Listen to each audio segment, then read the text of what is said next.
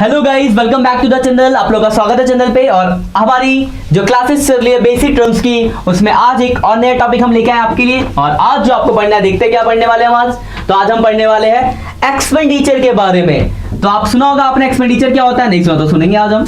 Expenditure मतलब हमारे खर्चे, जितने भी हमारे खर्चे होते हैं उनको हम बोलते हैं एक्सपेंडिचर। मतलब गुड्स सर्विसेज एक्वायर करने में जो भी आपने पैसा खर्च किया वो सब आपके लिए क्या है, एक्सपेंडिचर है। तो हम जानेंगे आज कि एक्सपेंडिचर क्या होता है, उसके टाइप्स क्या होते हैं और जो टाइप्स उनमें डिफरेंसेस क्या है। ये सारी बात आज के टॉपिक का कंक्लूजन होगा।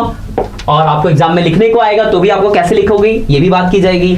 और आप चीज़ों को आइडेंटिफाई कैसे करोगे बहुत इंपॉर्टेंट। तो ये समझना, लिखने से पहले समझना आपको चीज़ बहुत इंपॉर्टेंट है। तो वो भी हम सीखेंगे आज, साथ के साथ नोट्स बनाते रहना, ठीक है। देखो क्या है, expenditures refers to the amount expended or liabilities incurred for acquiring assets, goods और services। मतलब एक्सपेंडिचर क्या खर्चा है या वो सारे खर्चे जो किसी एसेट्स या गुड्स या सर्विस को एक्वायर करने के लिए किए जाते हैं, वो सब आपके एक्सपेंडिचर। जैसे आपने मशीन खरीदा, पैसा पे किया, एक्सपेंडिचर है। आपने लेबर बुलाया काम के लिए, उसको वेजेस पे किया, एक्सपेंडिचर है। आपने फोन पे बात करने के लिए कॉलिंग का नंबर मतलब रिचार्ज करवाया, एक्सपेंडिचर है। मतलब वो सारी सर्विसेज और गुड्स एक्वायर या एसेट्स एक्वायर करने के लिए जो भी पैसा आपकी जेब से निकला है, सब आपका एक्सपेंडिचर होता है। For example, payment of rent, rent पे किया, सैलरी पे किया, purchase of goods, purchase of land, machinery purchase, ये सब में ही पैसा गया होगा। या नहीं गया पैसा तो उधार है तो लायबिलिटीज बनी होगी, देना तो है ही ना। तो ये सब आपके क्या है, एक्सपेंडिचर है। क्लियर है? बट एक्सपेंडिचर क्या होता है, अब हम बात करते हैं आगे। इसको स्क्रीनशॉट ले लो आप।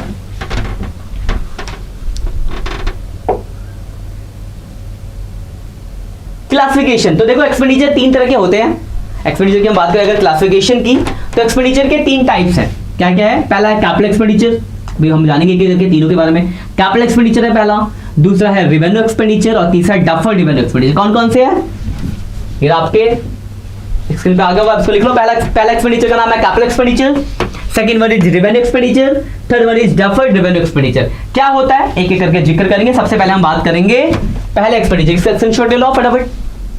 तो पहले हम बात करने वाले हैं कैपिटल एक्सपेंडिचर की।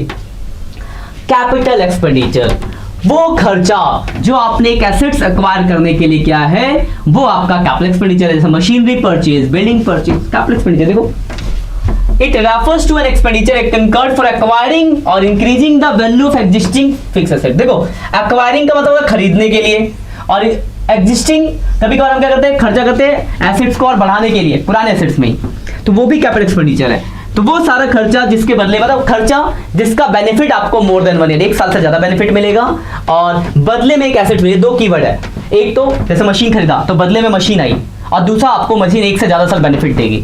तो वो सारे खर्चे जो एक साल से ज्यादा बेनिफिट कर देते हैं और साथ में एक एसेट्स भी देते हैं, वो आपके कौन से एक्सपेंडिचर है, capital expenditure. Example for purchase of building, furniture, installation of machinery, और देखो आगे लिखा capital yield, benefit over a period of time show that the asset side of the balance. इसको हम कहां दिखाते हैं, एसेट्स में दिखाते हैं। मशीन खरीदा, एसेट्स। आगे बैलेंस शीट क्या होता है जानोगे, आगे बैलेंस शीट के बारे में बनाओगे। जब हम बैलेंस, वही बता दी गई ये बात कि जब आप बैलेंस शीट बनाओगे तो कैपिटल एक्सपेंडिचर मतलब कोई भी एसेट्स खरीदोगे तो वो बैलेंस शीट के एसेट्स में जाएगा। ठीक है ना, सीख लोगे इसके बाद। अभी फिलहाल याद ना रखो, वो सारे खर्चे जो मोर देन 1 ईयर बेनिफिट देते हैं और बदले में एसेट्स भी आता है आपके पास।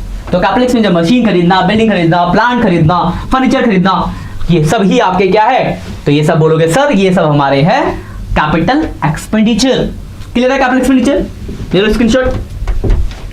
आगे बढ़ते हैं अगले पे, स्क्रीनशॉट ले लो आप इसका, बिना लिखे हुए, ज्यादा अच्छा लग रहा होगा। अगला आपका रेवेन्यू एक्सपेंडिचर, मतलब वो सारे खर्चे जो आप सर्विसेज एक्वायर करने के लिए, जो मतलब आपको एक साल से कम बेनिफिट देने वाले हैं, जो डेली कोर्स ऑफ बिजनेस के होते हैं, वो आपके क्या होते हैं, रेवेन्यू एक्सपेंडिचर।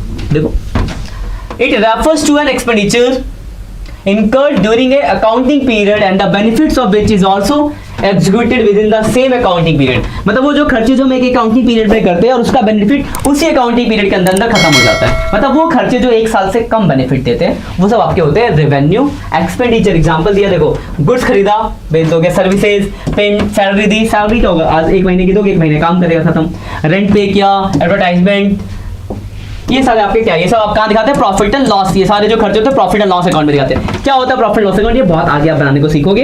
यहाँ से हम बिजनेस का प्रॉफिट लॉस निकालते हैं, बात की बात है। फिलहाल ध्यान रखो, रेवेन्यू एक्सपेंडिचर क्या है, तो वो सारे खर्चे जो आपको एक साल से कम बेनिफिट देते हैं। और third one is deferred revenue expenditure, मैंने एसेट्स में आपको बताया था टीडीएस एसेट्स के बारे में, वही ये डेफर्ड रेवेन्यू एक्सपेंडिचर ही है।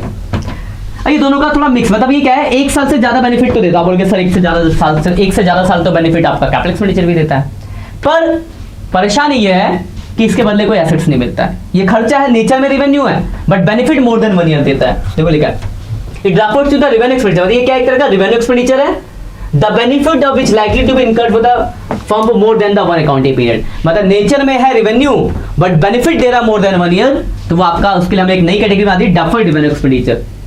तो वैसे खर्चे जो नेचर में रेवेन्यू होते हैं पर एक से ज्यादा साल तक बेनिफिट देते हैं। जैसे एग्जांपल, मान लो मैंने अपना एक बिजनेस खोला, मैंने हैवी एडवर्टाइजमेंट एक्सपेंडिचर किया, मुझे लगता है उस एडवर्टाइजमेंट का मुझे 3 साल तक बेनिफिट मिलेगा, तो नेचर में तो एडवर्टाइजमेंट हमारे लिए रेवेन्यू है, लेकिन बेनिफिट मुझे 1 से ज्यादा साल तक दे रहा है, तो उसकी हमने सब कैटेगरी बना दी डेफर्ड रेवेन्यू एक्सपेंडिचर। तो ये एक तरह का वैसा खर्चा होता है जो नेचर में रेवेन्यू होता है बट बेनिफिट 1 से ज्यादा साल देता है, that is deferred revenue expenditure. तो एक्सपेंडिचर में सिर्फ इतना ही है, एक्सपेंडिचर मतलब हमने खर्चा कराया, 3 तरह के एक्सपेंडिचर होते हैं, कैपिटल एक्सपेंडिचर वैसे खर्चे जो मोर देन 1 ईयर बेनिफिट देते हो, बदले में एसेट्स भी आता है, जैसे मशीनरी बिल्डिंग फर्नीचर खरीदना। दूसरा आपका डेफर्ड रेवेन्यू क्या कहते हैं, दूसरा रेवेन्यू एक्सपेंडिचर। रेवेन्यू एक्सपेंडिचर मतलब वो जो नेचर में तो वैसे होते हैं जो आपको 1 साल से कम बेनिफिट देते हैं, वो आपके क्या होते हैं, रेवेन्यू एक्सपेंडिचर, मतलब डेली कोर्स ऑफ बिजनेस के खर्चे हैं, रेंट पे, सैलरी पे, वेजेस पे, ठीक है। और तीसरा डेफर्ड रेवेन्यू जो रेवेन्यू नेचर होते हैं but benefit more than 1 year देते हैं, जैसे लार्जर टाइम एक्सपेंडिचर, ये होते हैं आपके क्या डेफर्ड रेवेन्यू एक्सपेंडिचर। ये तीसरा, इसका भी स्क्रीनशॉट ले लो। इसी के साथ आपका एक्सपेंडिचर वाला टॉपिक खत्म होता है। अच्छे से इसको पढ़ना घर में, चीजों को समझना, कोई भी डाउट होता कमेंट करके मुझसे पूछो। मिलते हैं नेक्स्ट लेक्चर में एक नए वर्ड और नए टॉपिक के साथ।